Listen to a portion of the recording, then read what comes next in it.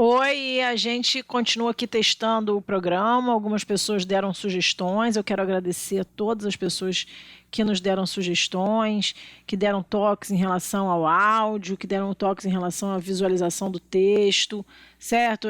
Queria muito mesmo agradecer o carinho de vocês e o retorno que vocês têm dado para a gente nesse tempo todo, em especial agora nessas situações de teste, tá? Queria também dizer uma coisa importante: pessoas que às vezes mandam perguntas pelo YouTube, eu tenho um pouco de dificuldade para atender a todas as respostas e até para filtrar alguns comentários no YouTube, né? Você deve perceber que muitas pessoas fazem comentários de naturezas muito diferentes. Então, se você tem dúvidas, quer fazer pergunta, visite o nosso site, que é www.linguaminha.com.br. Lá no site tem um fórum, que é uma área específica na qual eu respondo perguntas, e é muito interessante porque outras pessoas podem ver suas perguntas, podem interagir, podem fazer perguntas a partir das suas perguntas, das respostas que eu posto lá. Então, assim, o nosso espaço para perguntas é o espaço do site.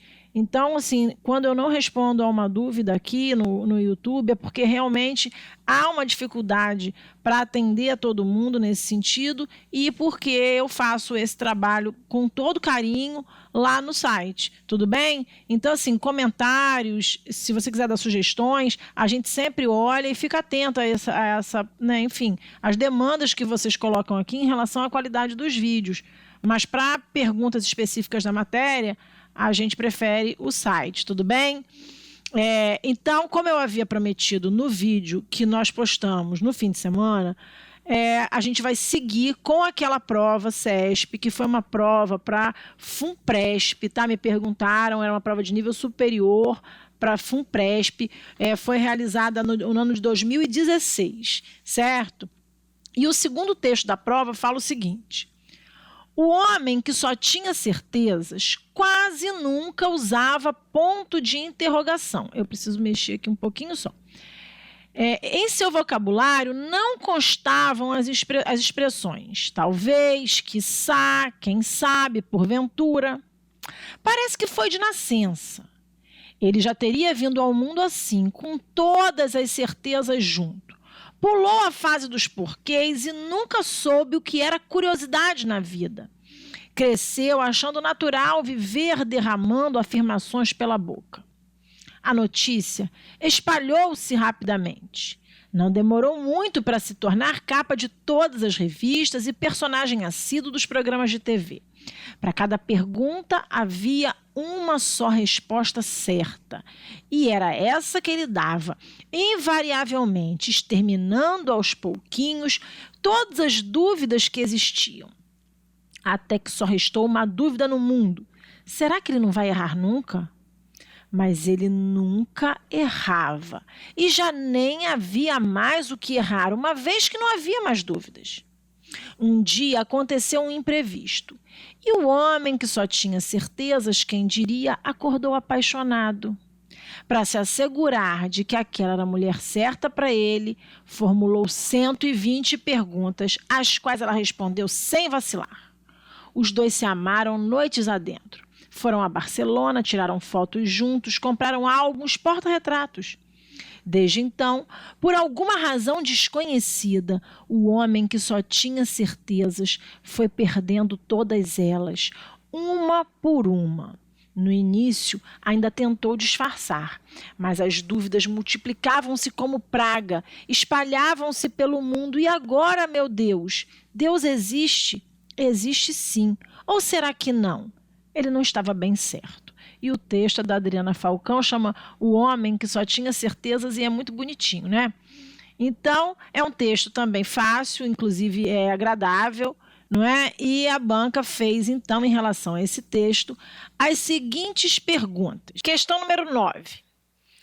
A supressão da partícula C em espalhou-se prejudicaria a correção gramatical do texto e o seu sentido original. Vamos lá ao texto. Ele diz assim, ó: a notícia, deixa eu achar aqui, destaca texto. A notícia espalhou-se rapidamente, certo, gente? Então, vejam, se eu tirar a partícula C aqui, e se eu disser a notícia espalhou rapidamente, primeiro que eu vou ter um elemento na casa do sujeito, certo? E eu vou ter um espalhou sem um elemento que preencha essa casa do objeto. Quando eu digo João espalhou, né, rapidamente, ele espalhou alguma coisa que eu não sei o que é. Não é? Agora, quando eu digo que ele se espalhou, ele espalhou a si mesmo. Eu tenho um outro sentido. Quando eu digo a notícia espalhou, ela pode ter espalhado desespero, ela espalhou pânico. Muitas vezes acontece isso. Veja, se eu uso esse verbo sem o ser, eu fico na carência de um elemento que preencha o objeto direto, porque eu vou ter um verbo, eu vou ter um sujeito, esse verbo pede um complemento. A notícia espalhou o quê? E eu fico sem esse complemento. De tal maneira que a sintaxe desse texto vai ser prejudicada. E o sentido? O sentido também. Porque quando eu digo que a notícia espalhou-se rapidamente, a notícia correu rapidamente. É esse o sentido, não é? Agora, quando eu digo que a notícia espalhou rapidamente, eu fico com um sentido também prejudicado, porque eu não sei o que ela espalhou, ok?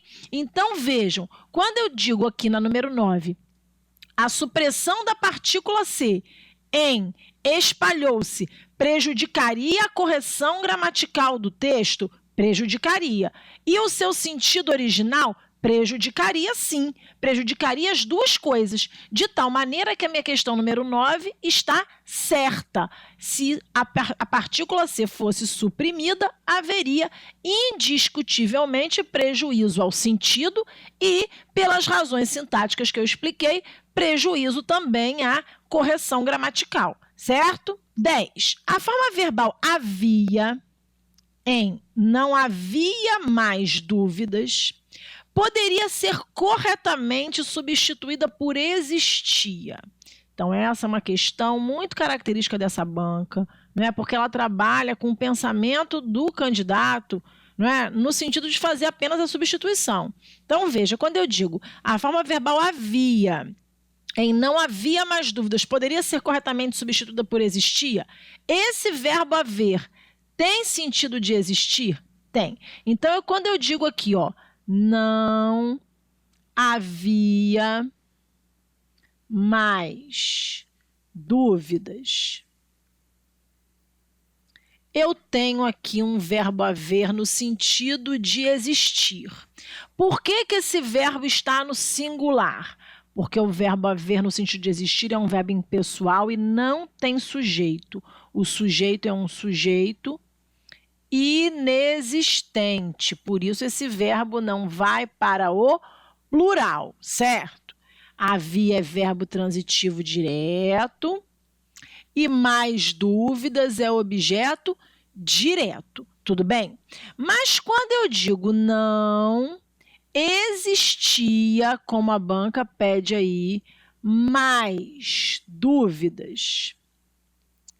Ora, o meu verbo aqui é existir, o meu verbo haver, no sentido de existir, é um verbo impessoal e a oração não tem sujeito. Acontece que o verbo existir não é um verbo impessoal. O verbo existir tem sujeito, e o sujeito é um termo essencial, então ele é a primeira coisa que eu procuro, certo? Bom, qual é a estrutura nominal que existe aqui? Ó? Mas não existia o quê? Mais dúvidas. Essa é uma estrutura nominal, certo? Essa estrutura nominal, ela está relacionada aqui com o verbo. Se eu colocasse esse elemento na frente do verbo, mais dúvidas não existia. Não. Esse sujeito aqui, ó, essa estrutura que funciona como sujeito, por quê?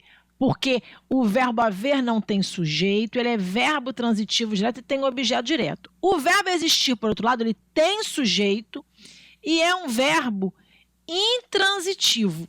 Então, quando você encontrar o verbo existir, ele deve fazer a concordância com o sujeito. Esse sujeito não está no plural? Está. Mais dúvidas não existia? Não, mais dúvidas não existiam. Então, a forma verbal não poderia ser corretamente substituída por existia. Ela precisaria ser substituída por existiam. Por quê? Porque, embora o verbo haver, no sentido de existir, não faça a flexão, o verbo existir faz e deve concordar com o seu sujeito, mesmo que muitas vezes esse elemento que está depois do verbo possa não parecer sujeito, ele é o sujeito, porque o verbo existir é um verbo intransitivo, então não pense que esse elemento é objeto porque você não encontrou o sujeito ainda. Eu insisto que você só pode procurar o objeto. Por que eu pude dizer aqui que isso era um objeto? Porque eu já tinha identificado o sujeito inexistente. Se você classificar alguma coisa como objeto antes de achar o sujeito, a sua chance de errar é muito grande. Não faça isso, certo? Então, por que que a questão número 10 é uma questão errada, uma assertiva aqui errada? Porque ela afirma que eu poderia fazer uma troca pelo verbo no singular, só que usando esse verbo eu terei sujeito, esse sujeito está no plural e, portanto, o verbo deveria, estar no plural. Então, para trocar o haver, só se fosse por o havia, só se fosse por existiam, certo, gente?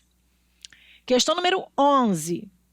A locução uma vez que introduz no período em que ocorre ideia de causa. Isso está lá na linha 15 e nós vamos ao texto, então, na linha 15, certo? Ele diz assim, vou aqui para minha caneta destaca-texto. Eu acho que eu estou melhorando aqui, ainda erro, mas eu estou melhorando, não estou? Pessoal, me dá um retorno aí, tá? Mas ele nunca errava e já nem havia mais o que errar, uma vez que não havia mais dúvidas. Ora, por que é que não havia mais o que errar? Porque não havia mais dúvidas, não é isso? Uma vez que é equivalente a porque. E é uma locução conjuntiva. Por que uma locução? Porque eu não tenho uma palavrinha só, né? O porquê é uma conjunção, uma vez que é uma locução conjuntiva que introduz a ideia de causa, de motivo. Ora, qual é a causa de não haver mais o que errar? Ele não erra mais porque não há mais dúvidas, uma vez que não há mais dúvidas, certo? Então, o que nos diz aqui a 11? A locução, porque não é uma palavrinha só, uma vez que introduz no período em que ocorre a ideia de causa, sim, introduz no período que ocorre a ideia de causa. Número 11, correta. O sentido original do texto seria alterado caso a oração que só tinha certezas fosse isolada por vírgulas. Vejam, esse é um caso que qualquer pessoa que vai fazer prova para a CESP precisa conhecer. Você deve estar preparado para uma questão dessa natureza, porque essa é uma questão muito explorada pela banca. Na linha 1, o que acontece é o seguinte, o homem que só tinha certezas quase nunca usava ponto de interrogação. Então, essa aqui é o meu período da questão número 12, certo? E nesse período, eu vou marcar aqui com verde o que é a nossa oração principal. O homem quase nunca usava ponto de interrogação, é a minha oração principal, certo? E esse elemento aqui, eu queria vermelho. Deixa eu apagar aqui. E esse elemento aqui, que só tinha certezas, é uma oração adjetiva. Como você vai saber que ela é uma oração adjetiva? Bom, no canal eu tenho um vídeo sobre isso, mas esse que, ele é um pronome relativo. Como você sabe que ele é um pronome relativo? Vejam, se você troca um que por o qual, a qual, os quais ou as quais, certo? Esse que é um pronome relativo. O que tem que esse que é um pronome relativo? Os pronomes relativos sempre introduzem, eu não sei porque minha caneta não está escrevendo, agora escreveu, sempre introduzem oração adjetiva. Então, o que eu tenho aqui? O homem que só tinha certezas.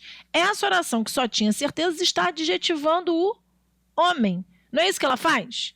Então, vejam, o homem que só tinha certezas é o homem seguro, o homem certo, o homem inteligente. Vejam que essas palavras todas são adjetivos. Essa oração está no lugar de um adjetivo.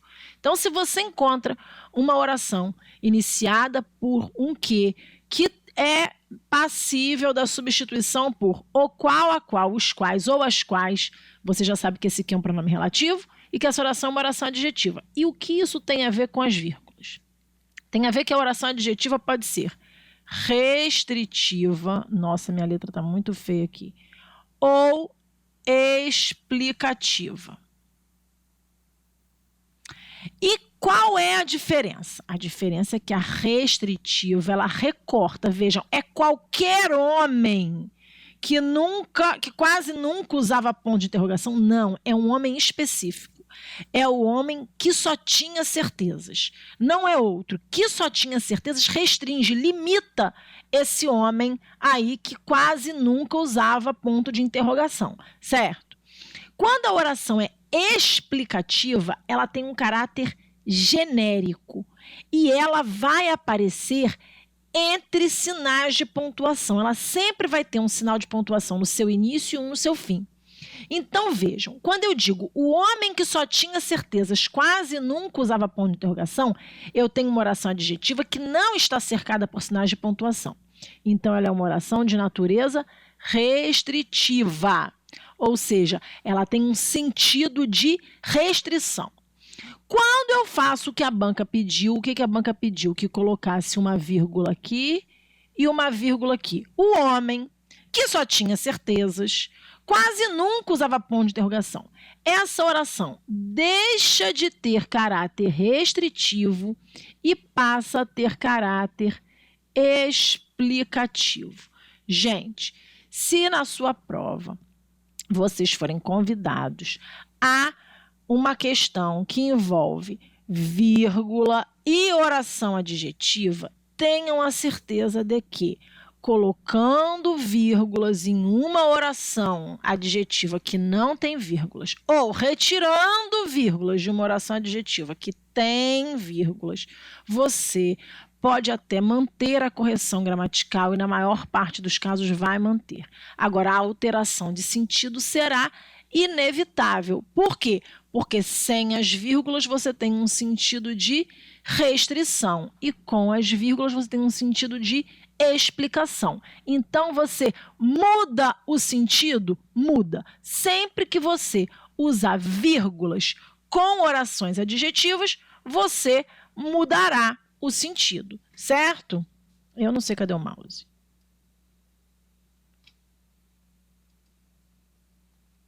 Então, deixa eu tentar aqui. Vou pedir ajuda aos universitários e já volto, tá? Pedi ajuda aos universitários, voltei aqui.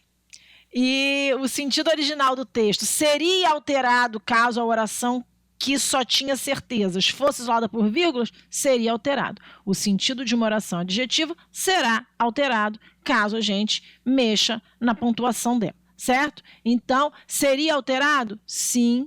Questão 12, certa. Bom, questão 13. O narrador do texto, o texto é narrativo? É narrativo. Por que ele é narrativo? Porque o texto conta a historinha do homem que só tinha certezas.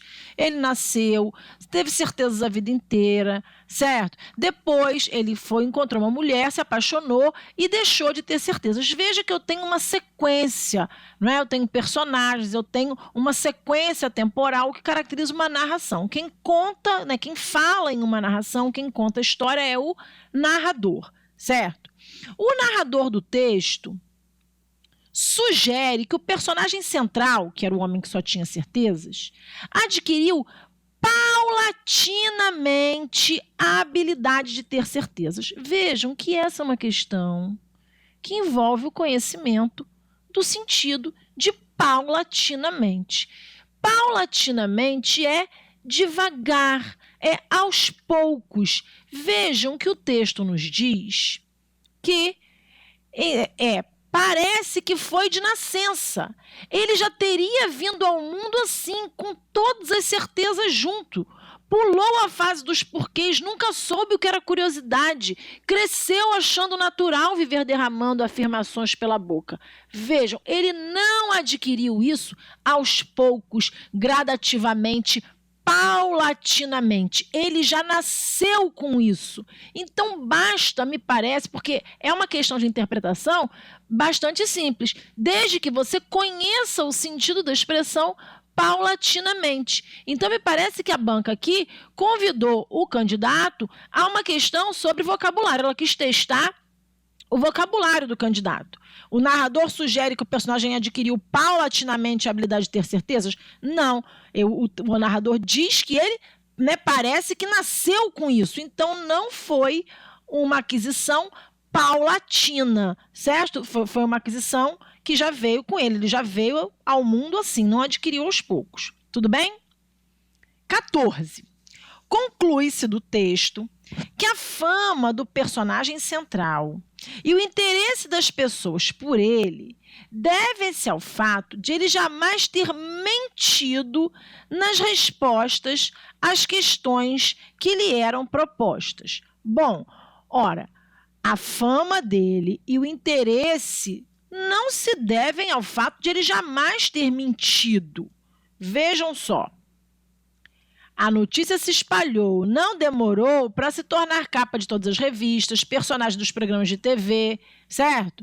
Para cada pergunta havia uma resposta certa, que ele dava invariavelmente, exterminando aos poucos todas as dúvidas, certo? Será que ele não vai errar nunca? Bom, esse interesse, ele se deve ao fato de que o homem nunca mentiu ou de que ele nunca teve dúvidas? Bom, mas ele também nunca mentiu. Se ele tinha certeza, ele não mentia. Vejam, isso é uma extrapolação. O que a afirmação 14 diz é que conclui-se que a fama do personagem e o interesse por ele devem-se ao fato dele jamais ter mentido nas respostas. Não, devem-se ao fato dele nunca ter tido dúvidas em nenhuma resposta. Ter dúvidas não é exatamente não ter mentido. Não é? Então, vejam, o interesse das pessoas não tem a ver com o fato de o personagem nunca ter mentido nas suas respostas. Se deve ao fato dele nunca ter tido dúvidas. Ele tinha sempre certezas, ok? Então, a número 14 está errada. Entenda que isso é um procedimento muito comum da banca. Ele fica ali te colocando numa dúvida entre o que está no texto e o que é do universo da extrapolação textual. Essa banca não trabalha com extrapolação textual, não é? Ele trabalha com inferências. Inferências são construções, não são interpretações que nós fazemos a partir do que está escrito no texto. E o que está escrito no texto não envolve o fato dele ter mentido ou não ter mentido. Envolve a noção de que ele era uma pessoa com todas as certezas do mundo. E, ao se apaixonar, foi perdendo essas certezas todas. Depreende-se do texto, então vejam, conclui-se aqui e depreende-se aqui. Concluir é o que a gente faz a partir de informações que estão no texto, não é? Depreender é retirar do texto, como uma forma de deduzir. Depreende-se do texto que o personagem perdeu repentinamente a capacidade de ter certezas devido ao fato de ter se apaixonado. Vejam, o que acontece aqui? Depreende-se do texto que o personagem principal perdeu repentinamente a capacidade de ter certezas devido ao fato de ter se apaixonado.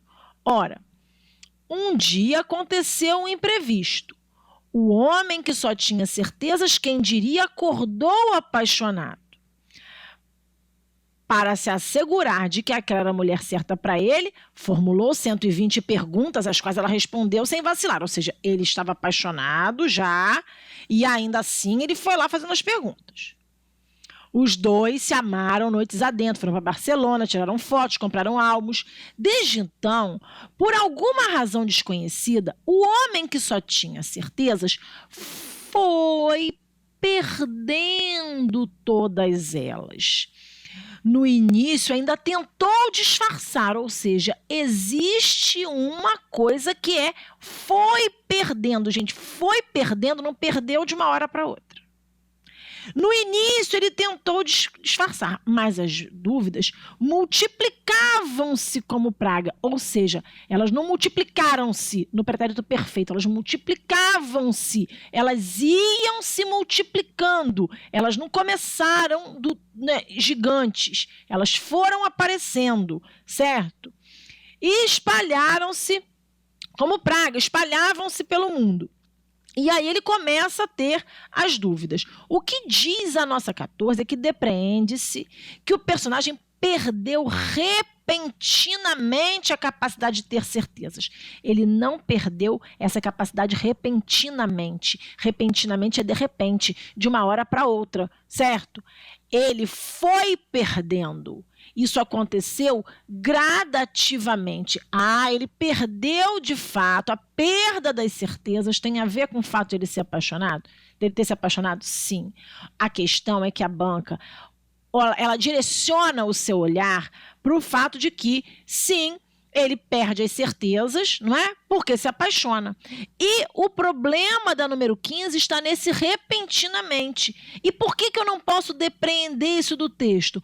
Porque isso não encontra respaldo no texto. No texto, ele foi perdendo. No início, ele tentou disfarçar.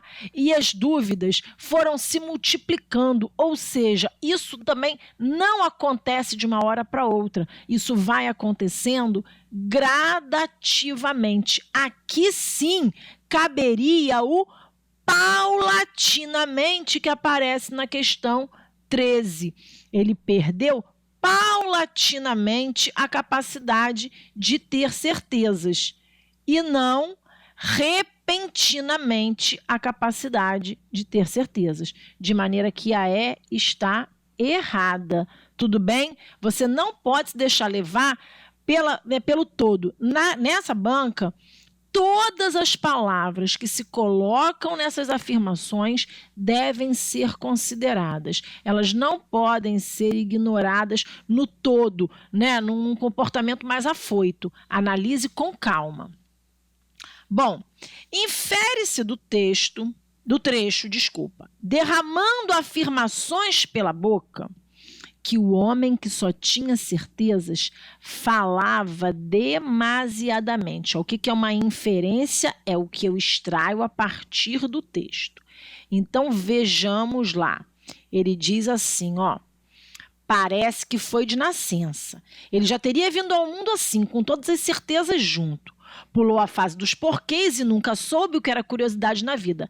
Cresceu achando natural viver derramando afirmações pela boca. Isso significa que ele falava demais? Ou que tudo que ele falava era uma afirmação categórica, era uma certeza?